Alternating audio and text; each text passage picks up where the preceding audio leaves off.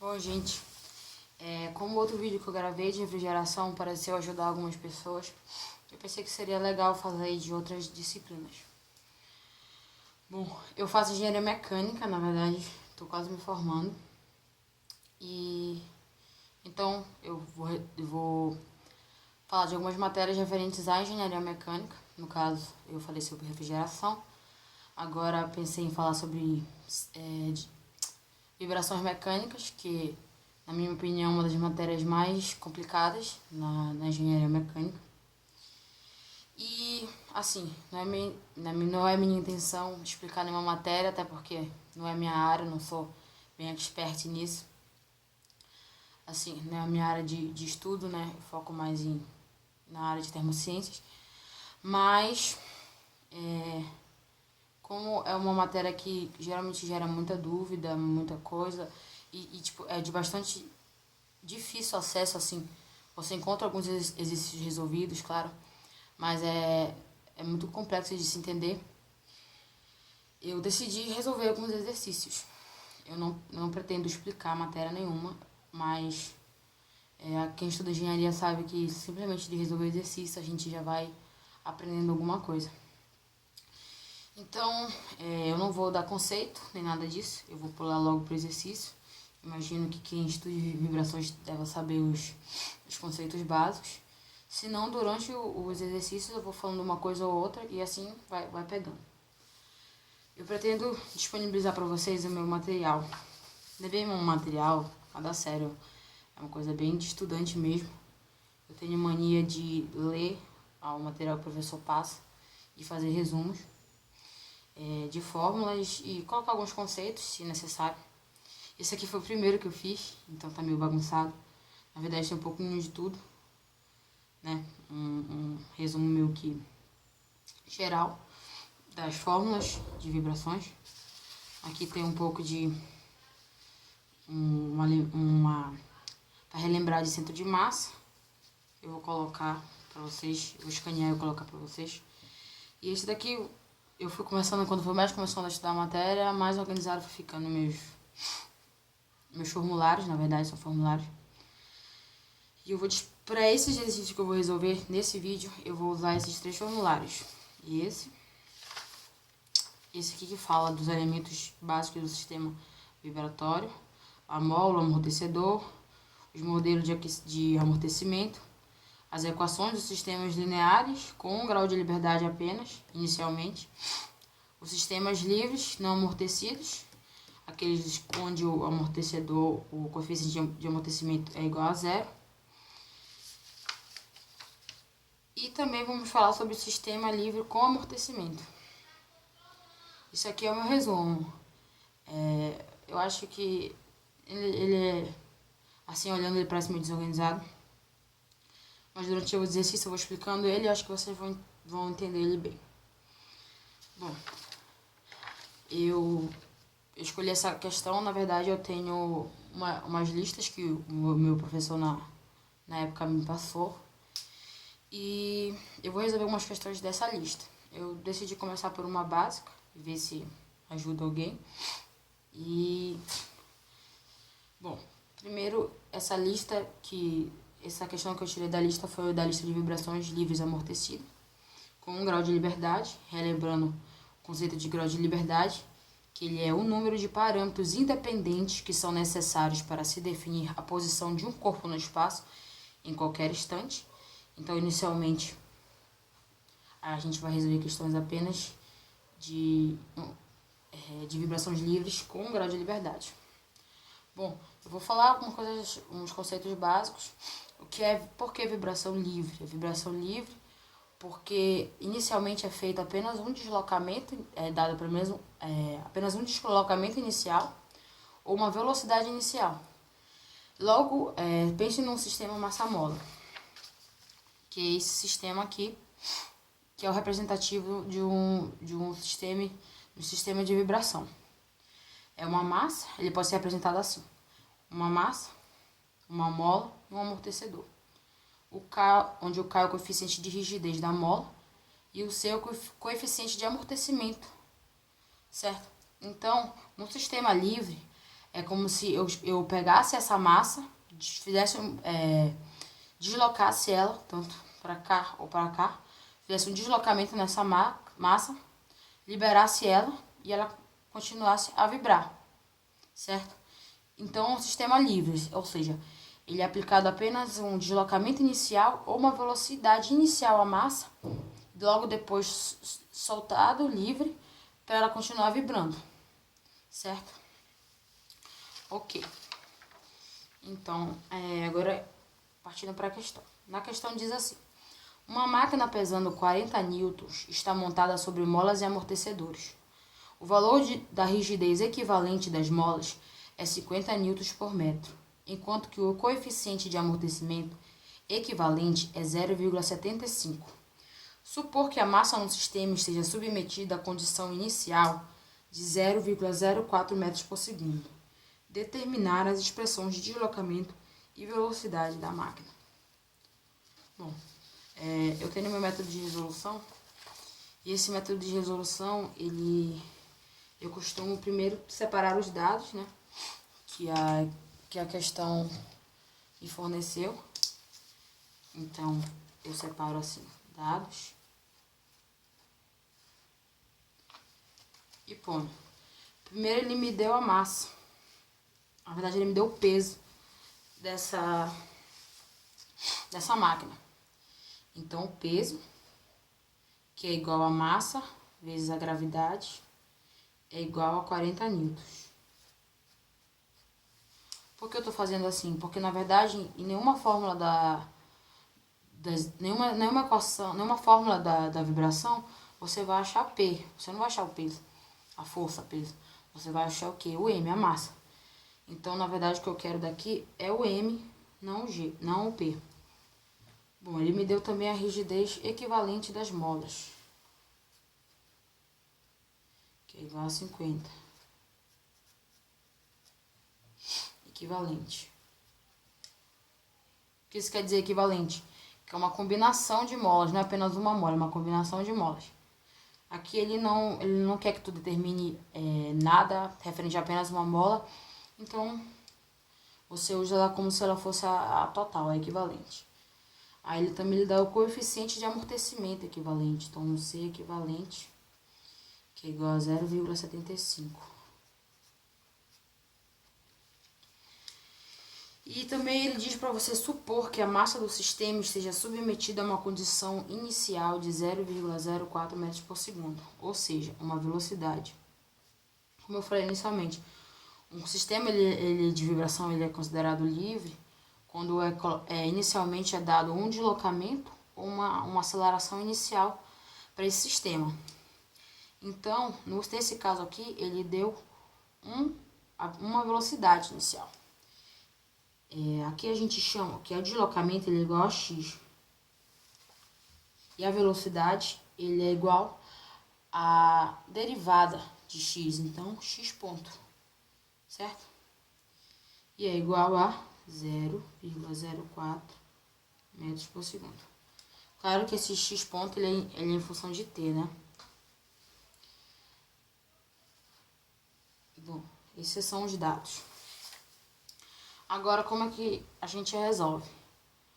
Bom, é necessário vocês acompanharem ou usarem o meu resumo que eu forneci, ou vocês terem o próprio de vocês. Eu acharia bom que vocês lessem o material dado para o professor de vocês e fizessem o próprio formulário de vocês, até para fixar algumas teorias que são necessárias, mas se quiserem só usar o que eu passei também, pode ser. Bom, um dos conceitos mais importantes da vibração é a frequência natural, né? Todo o corpo ele vibra naturalmente. Então, e qual é a fórmula dessa frequência natural? Essa frequência natural, deixa eu achar aqui. Aqui. Essa frequência natural, ela pode ser encontrada em relação tanto à rigidez sobre a massa, como pela rigidez sobre o momento de inércia. A gente fala do momento de inércia quando a gente está falando de um sistema que está agindo com torção, quando o que está acontecendo nele é uma torção, certo? No caso, nesse nosso sistema não é um sistema normal, então a fórmula que a gente vai usar vai ser, da frequência natural vai ser essa. Então, a frequência natural é igual a raiz do coeficiente de rigidez da mola sobre a massa, raiz quadrada. Certo. Bom, como eu falei, na vibração a gente não usa o P, a gente usa apenas o M. Então, mas a gente sabe que o quê? Que P é igual a mg. Então, M vai ser 40 sobre G. Certo? E G na Terra é igual a 9,81 aproximadamente. Certo? Então, a gente vai só substituir aqui. Raiz de K equivalente é igual a 50. E aí, claro, a gente tem que estar sempre atento se estão todas na mesma unidade, como estão. 50, 40 sobre 9,81.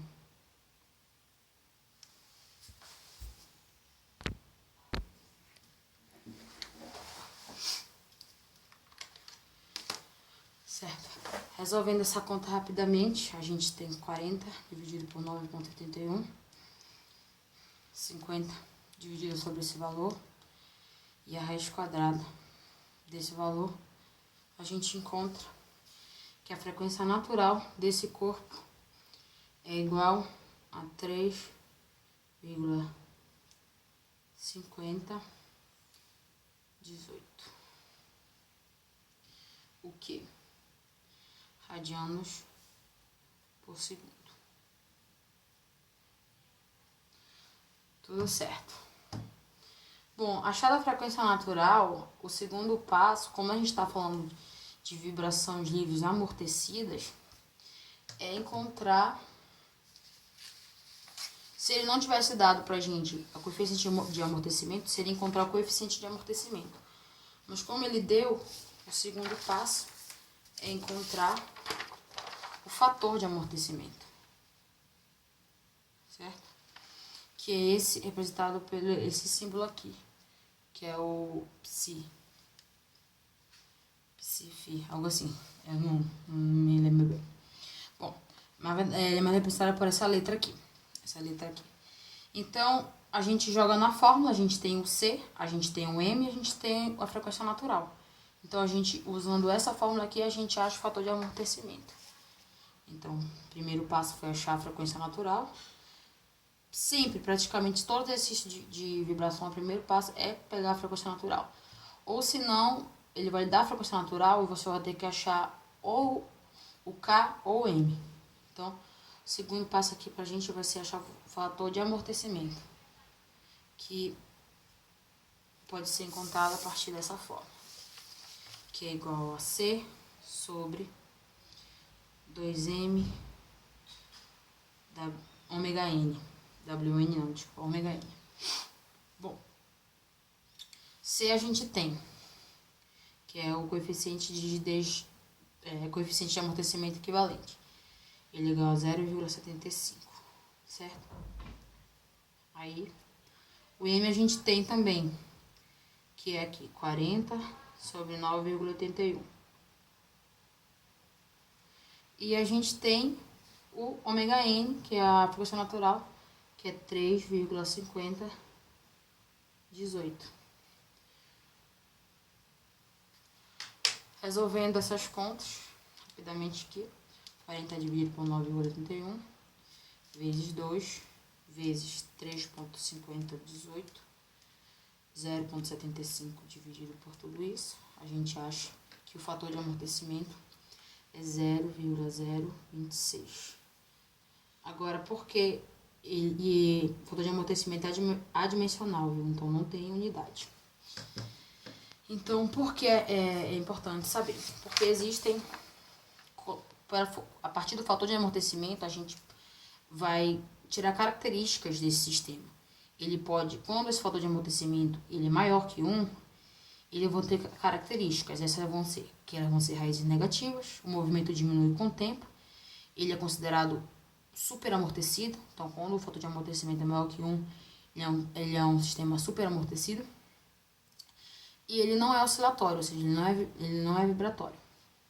Quando esse fator de amortecimento ele é igual a 1, o movimento também diminui com o tempo, ele é considerado criticamente amortecido e ele também não é oscilatório.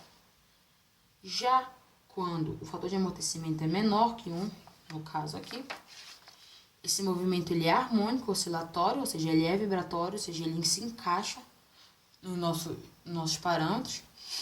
Ele é considerado subamortecido.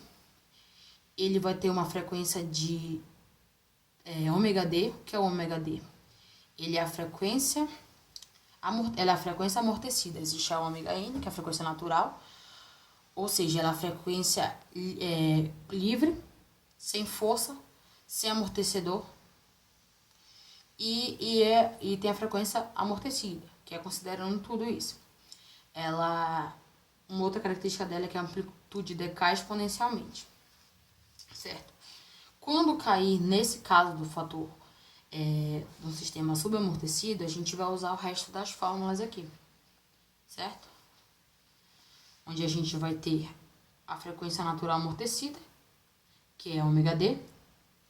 A gente vai ter, tá meio apertadinho aqui, mas isso daqui é a função que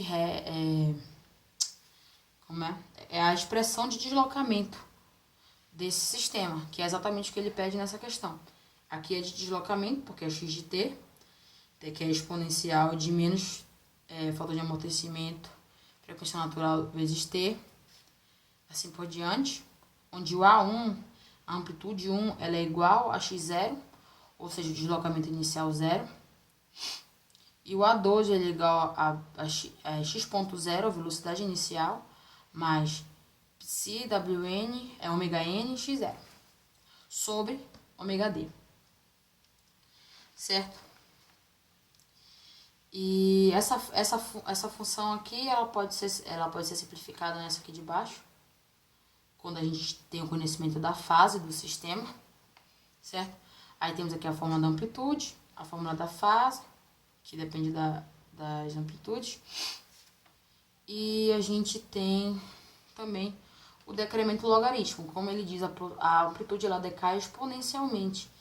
Então, ela começa com x1, ou seja, com uma amplitude x1, e no decorrer do tempo, ela vai diminuindo exponencialmente. Então, ela vai ter um decremento logarítmico, que representa essa diminuição, esse decaimento. E esse decaimento, ele é calculado a partir dessas formulações aqui, certo? E aqui a gente tem também a equação da velocidade, que é a expressão que representa a velocidade da massa da máquina, que é também o que está pedindo na questão. Então, depois que a gente descobriu que ele é subamortecido, a gente vai fazer o quê? A gente vai achar a frequência natural amortecida dele. Então, o terceiro passo é achar a frequência natural amortecida. Ômega D é igual a ômega N, raiz de 1 menos fator de amortecimento ao quadrado. Essa é a fórmula.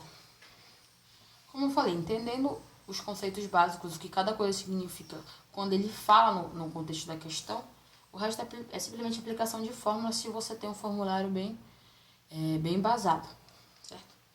Então, ômega N a gente já sabe que é 3,5018, certo?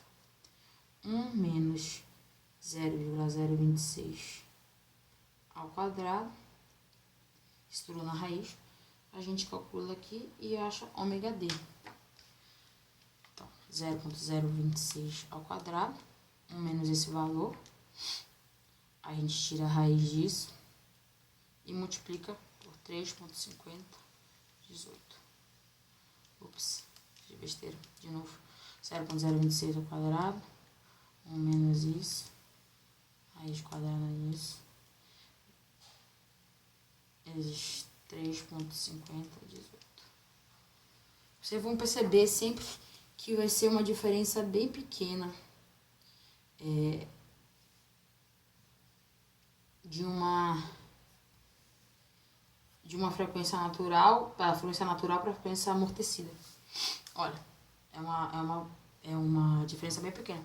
Por isso que eu indico vocês sempre fazerem no mínimo 3 a 4 casas significativas, certo? Bom, encontrados a frequência natural, a gente parte para o próximo. Por que a gente está achando tudo isso? O que ele quer? Ele quer a expressão de deslocamento. E o que a expressão de deslocamento pede? Ela pede o fator de amortecimento, a frequência natural, e pede também o ômega D. Assim como ela pede amplitude 1 e amplitude 2. Então, a gente tem que saber todos esses parâmetros para jogar nas fórmulas, encontrar e substituir no final, certo? Bom, encontrado isso, a gente vai achar agora o nosso A1.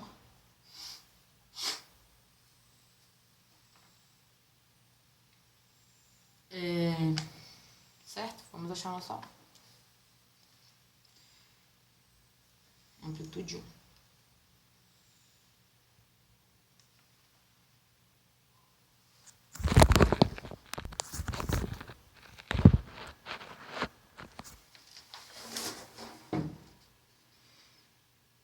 Bom, a gente, agora para achar o A1, é assim. A gente tem a equação do movimento, certo? A equação do movimento, ela diz que m de x dois pontos t, ou seja, da aceleração em relação a t, mais cx ponto t, ou seja, c, vezes velocidade em relação a t, mais kxt, ou seja, deslocamento, essa soma é igual a zero, certo? Daqui a gente tira essa outra equação aqui, certo? Como não tem velocidade, a gente pode excluir essa x2 ponto de t e dizer que a equação do movimento tratado é apenas 2 psi ômega n x ponto de t mais ômega n ao quadrado x de t igual a zero, certo? Então, é isso que a gente vai colocar aqui. Eu vou tirar a 1 daqui e vou reescrever essa forma. Eu vou escrever toda e vou depois cortar.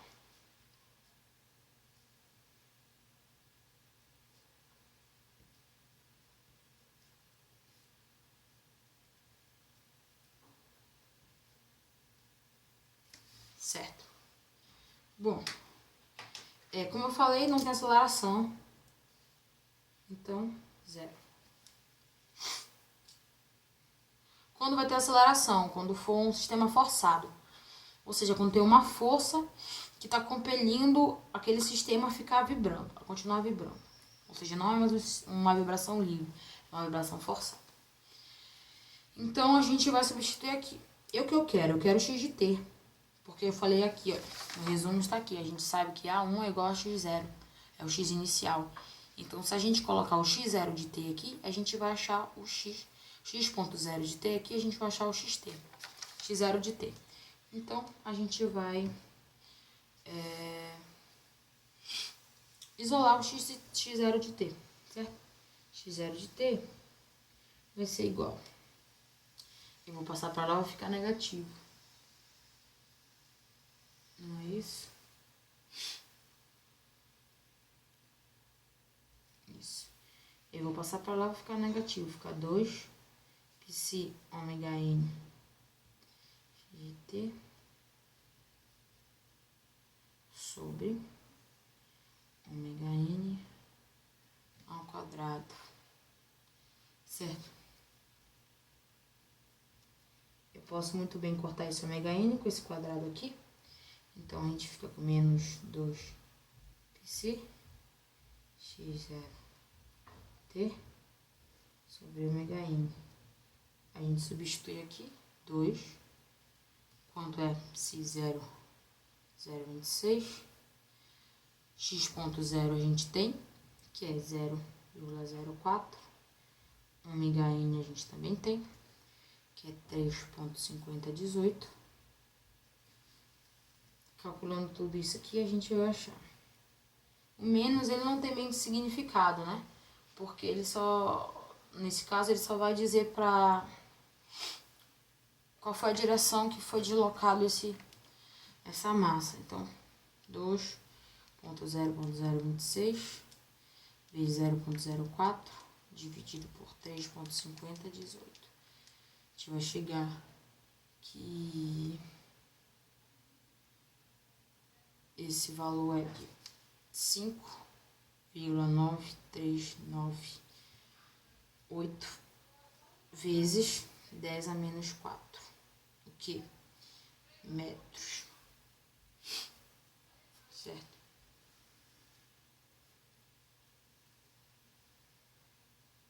Bom, a gente encontrou o x0 de t, que é o mesmo que o A1. A1 igual a x0.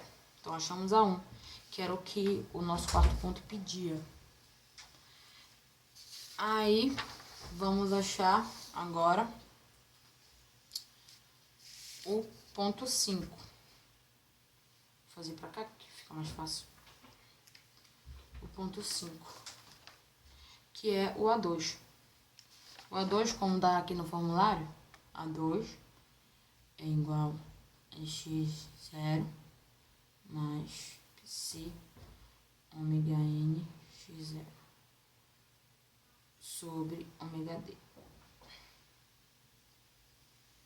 Bom, eu quero dizer que nenhuma dessas fórmulas foi jogada à toa, certo? Tenho certeza que no material de vocês, se vocês procurarem no RAL, no livro RAL, Vibrações Mecânicas, tem toda como foi encontrar essas fórmulas.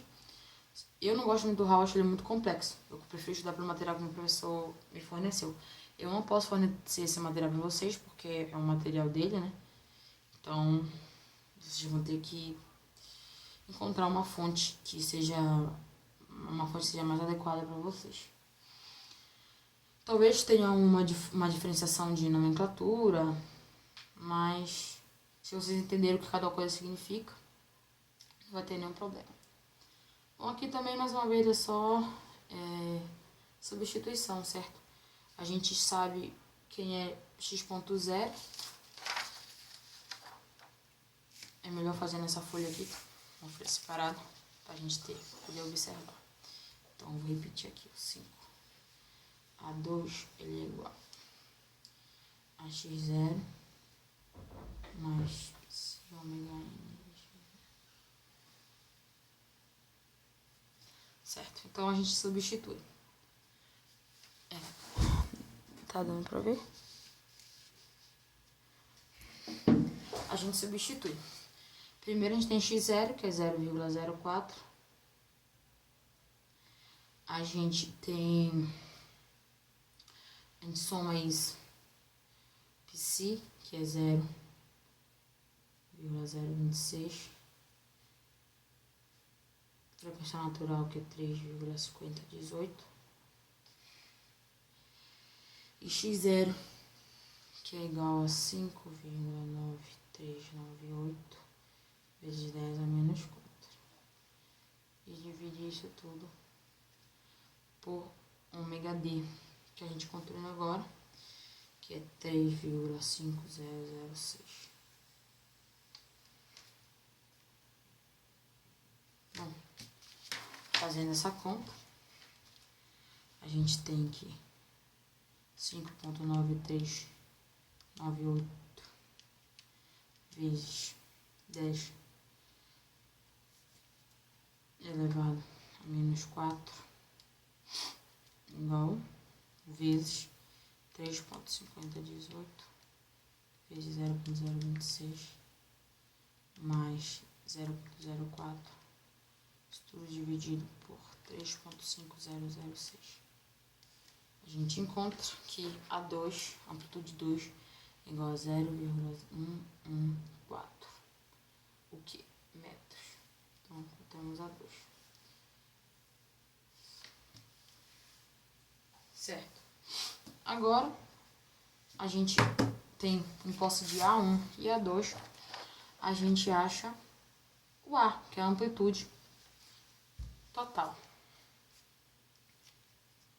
Bom, a fórmula de A, tá aqui na formulário, é essa. É a soma das...